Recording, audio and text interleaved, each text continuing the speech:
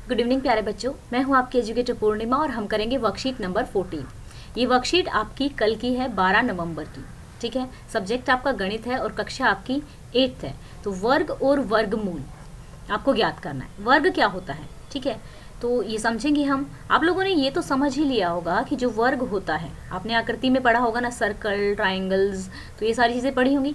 वर्ग क्या होता है? जिसकी चारों भुजाएं क्या होती हैं? बराबर होती हैं। ठीक है, उसको वर्ग कहते हैं। तो वर्ग का एरिया निकालना भी आपने सीखा होगा। एरिया निकालने के लिए हम क्या करते हैं, जो ये साइड ए यानी कि ये 5 है तो ये भी 5 होगी। 5, इसकी चारों की चारों साइड क्या होती है? बराबर होती हैं। ओके, जब इसका एरिया निकालते हैं तो कैसे निकालते हैं? साइड इंटू साइड करके निकालते हैं। ठीक है, तो यानी कि एरिया क्या हो गया? साइड एक साइड 5 है, ये वाली भी 5 है, ये वाली भी 5 है, साइड सारी साइड ही क्या है? 5 है। तो एरिया कितना आ गया? 25। तो मैं ये किस लिए समझा रही हूँ, आपको ध्यान देना है इस वर्कशीट को समझने के लिए। तो चलो, हमने यहाँ पे क्या किया, ये एक अकेला है। ठीक है, तो हमने इस स्क्वायर का जब एरिया निकला तो ये 1 इंटू 1 हो गया। ठीक है, यहाँ पे क्या है?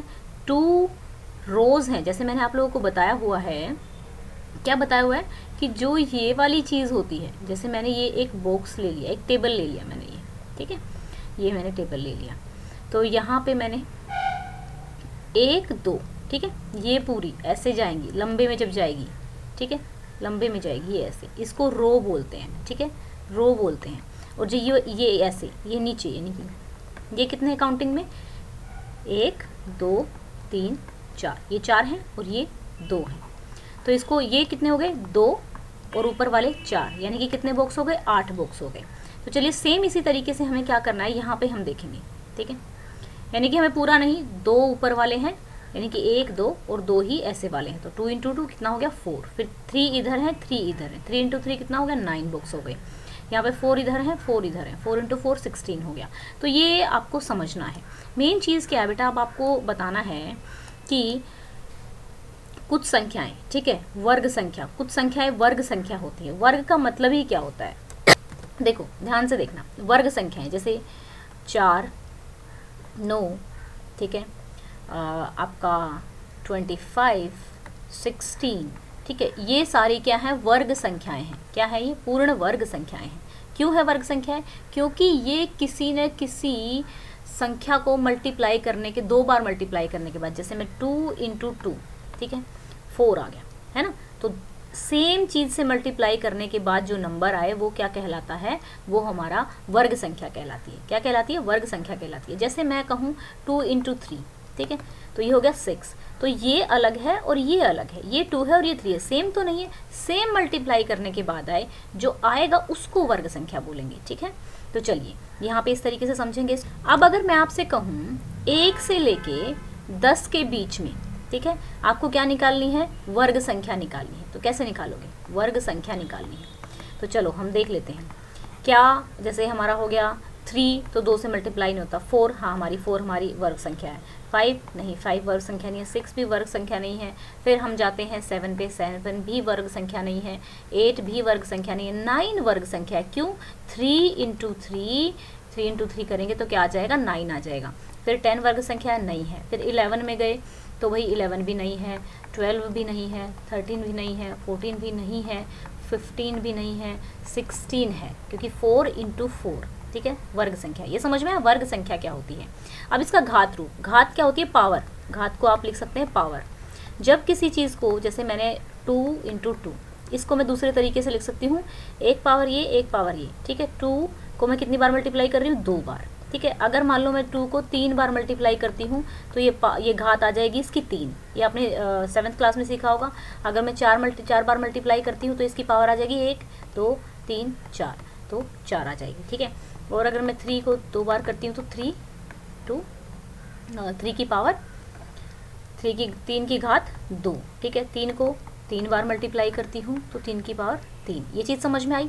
तो अगर वो यहाँ पे यही बोला हुआ है, अपनी वर्कशीट में देखेंगे, अब चलेंगे समझेंगे इसको। जैसे 1 को 1 से मल्टीप्लाई करने के लिए तो वर्ग संख्या है, ठीक है। घातांकीय रूप क्या हो गया? 1 को 2 बार मल्टीप्लाई किया है। फिर 4, 2 गुणा 2 4 होता है, तो 2 की पावर 2 लिख सकते हैं इसको, ठीक है। वर्ग इकाई 1, वर्ग इकाई 16, ये हो गया हमारा। इस तरीके से लिखा। अब इन्होंने क्या बोला है? उपर्युक्त संख्याएं जो ऊपर लिखी हुई हैं, ये संख्याएं 1, 4, 9, 16, 25 विशेष प्रकार की संख्याएं हैं जो हमें वर्ग का क्षेत्रफल निकालने से प्राप्त हुई हैं, इसीलिए इन्हें हम क्या कहते हैं, पूर्ण वर्ग संख्याएं कहते हैं। क्या कहते हैं, पूर्ण वर्ग संख्याएं कहते हैं। तो पूर्ण वर्ग संख्याएं देखो इन्होंने 10 तक निकाली हुई हैं, तो इन्होंने ये देखा 25 हमारा पूर्ण वर्ग संख्या है, 4 हमारा वर्ण संख्या है, ये हमारा 9 है, ये आ गया हमारा, ठीक है ना, ये निकाले हुए इन्होंने 1, 4, 16 आएगा, सॉरी।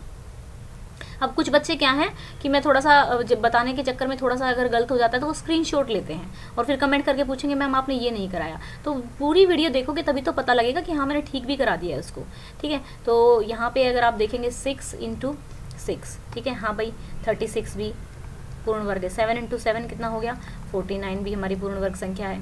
फिर 8 × 8 कितना हो गया, 64 हो गया, यानी कि 9 × 9 हमारा 49 हो गया, 10 × 10 हमारा 100 हो गया।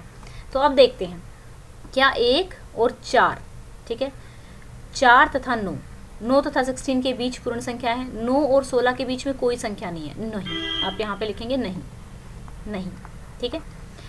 अब यहाँ पे ये वाला दिया हुआ है क्वेश्चन, प्रयास कीजिए नीचे दी गई संख्याओं के बीच पूर्ण वर्ग संख्याएं ज्ञात कीजिए। तो 40 और 50 के बीच में पूर्ण वर्ग संख्या कौन सी है, ठीक है।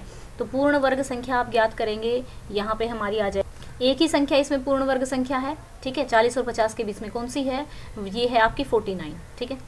इसके अलावा कोई भी पूर्ण वर्ग संख्या नहीं है इसमें। 60 और 70 के बीच में अगर आप देखेंगे तो ये आ जाएगी आपकी 64, ठीक है, यही पूर्ण संख्या है और कोई पूर्ण संख्या नहीं है। पूर्ण संख्या का क्या मतलब है, यानी कि देखो यहाँ पर अगर 8 × 8 करोगे तो 64 आएगा और यहाँ 7 × 7 करोगे तो 49 आएगा। तो जो संख्या आती है वो पूर्ण संख्या होती है, ठीक है। तो उपर्युक्त पैटर्न से हमने समझा कि वे संख्याएं अपनी जैसी संख्याएं के गुणा करने से प्राप्त होती हैं, जैसे, ठीक है, 2 × 2 4, दोनों संख्या एक जैसी है तब पूर्ण वर्ग संख्या है, ठीक है। 2 × 3 क्या है, पूर्ण वर्ग संख्या नहीं है। ये समझ में आ गया होगा। तो चलिए मैं आपको थोड़ा सा होमवर्क दे देती हूँ क्योंकि वर्कशीट में कुछ करने के लिए है नहीं आपको। तो आपको 70 और 80, तो आपको 80 और 90 के बीच में कोई पूर्ण संख्या निकालनी है। क्या कोई पूर्ण संख्या है इसके बीच में, और मुझे कमेंट करके बताना है। अगर आपको समझ में आ गया होगा तो आई एम श्योर कि आप बता पाओगे कि कोई पूर्ण संख्या है कि नहीं है इसके बीच में, ठीक है। अगर फिर भी कोई डाउट है तो आप मुझे कमेंट करके पूछ सकते हैं बच्चा। और आप लोगों को बहुत अच्छे से पढ़ना है, सभी चीज़ों को अभी प्रैक्टिस करते रहो, एटलीस्ट मैथ तो आप लोगों को प्रैक्टिस करते रहना है। तो दिवाली का टारगेट मैंने रखा है 100K सब्सक्राइबर्स का, तो उसके लिए आपको चैनल को सब्सक्राइब करना है, वीडियो को ज़्यादा से ज़्यादा शेयर करना है। अगर आपके पास नोटिफिकेशन नहीं पहुंच रहे तो प्लीज़ चेक कर लीजिए कि आपके बेल बटन पे ये 2 सिंबल बने हुए हैं। तो इस वीडियो का हम टारगेट रखते हैं 500 लाइक्स का। Thank you, have a nice day, may God bless you.